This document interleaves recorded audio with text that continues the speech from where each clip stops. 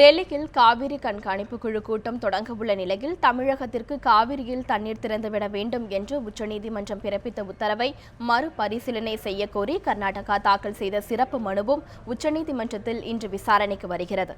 இதுகுறித்து நமது டெல்லி செய்தியாளர் சரோஜ் கன்பத் அளித்த கூடுதல் தகவல்களை இப்போது பார்க்கலாம். இன்றைய தினம் டெல்லி காவிரி தினமாகவே இருக்கிறது. ஒரு பக்கம் காவிரி மேற்பார்வை குழு இன்று தன்னுடைய கூட்டத்தை கூட்டியுள்ளது. மற்றொரு பக்கம் உச்சநீதிமன்றத்திலும் இது ஒரு அவசர மனுவை இன்று கர்நாடகத்தில் தாக்கல் செய்யப்பட்ட அவசர மனுவை உச்சநீதிமன்றம் இன்று விசாரணைக்கு ஏற்றுக்கொள்ள உள்ளது. கடந்த 5ஆம் தேதி உச்சநீதிமன்றம் தமிழகத்திற்கு 15,000 கன அடி தண்ணீரை திறந்துவிட வேண்டும் என்று உத்தரவிட்டது.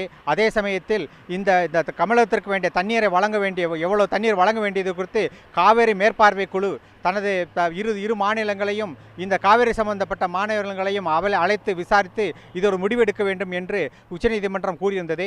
இதன் அடிப்படையில் காவிரி மேற்பார்வை குழு இன்று 12ஆம் தேதி அந்த 4 காவிரி சம்பந்தப்பட்ட 4 மாநிலங்களையும் அழைத்திருந்தது. இந்த 4 மாநில பிரதிநிதிகளும் இன்றைய தினம் வருகின்றனர். தமிழக அரசின் சார்பிலும் தலைமைச் செயலாளர் மற்றும் பொறியாளர்கள் வந்துள்ளனர். இதே மாதிரி கர்நாடகா தலைமைச் செயலாளர் மற்றும் அவர்களும் வந்துள்ளார்கள். இந்த விசாரணை இப்போது 11:30 மணிக்கு இந்த கூட்டம் தொடங்கியுள்ளது.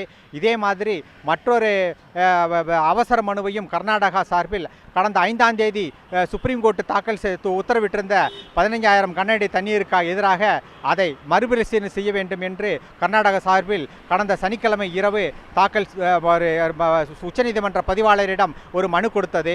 அனைத்து கட்சி கூட்டத்தில் எடுக்கப்பட்ட முடிவின்படி இந்த கர்நாடகத்தில் உள்ள அனைத்து கட்சி முடிவில் எடுக்கப்பட்டபடி அந்த 15,000 தண்ணீர் வழங்காதே அதற்கு குறைவாக தண்ணீர் வழங்க வேண்டும் என்று அவர்கள் முடிவெடுத்திருந்தார்கள். இதன்படி உச்சநீதிமன்றம் இந்த மனுவை இன்று பக்ரீத் விடுமுறை தினத்திலும் கூட இன்று காவேரி விவகாரத்தை ஏற்கனவே விசாரிக்கும் அதே உச்சநீதிமன்றத்தின் தீபக் மிஸ்ராவினுடைய அமர்வை இன்று விசாரிக்க உள்ளது. புதுடெல்லியிலிருந்து நியூஸ் 7க்காக ஒளிப்பதிவாளர் நதீமுடன் சரோஜ் கன்பத்.